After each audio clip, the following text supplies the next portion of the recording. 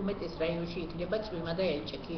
იქროლებს დასავლეთის მიმართულების ქარი 10-15 მეტრი წამში, ზოგან დროგამოშვებით ძლიერი 20-25 მეტრი წამშიც დაუბერავს. დაბლობში ჰაერის ტემპერატურა იქნება 15-20 გრადუსი, მთაში 9-14, ხოლო მაღალმთაში 4-9. აღმოსავლეთ საქართველოში დროგამოშვებით ღრუბლიანობა მოიმატებს, უმეტეს რაიონში იწვიმებს, ზოგან იქნება ნისლი და მაღალმთაში მოთოვს.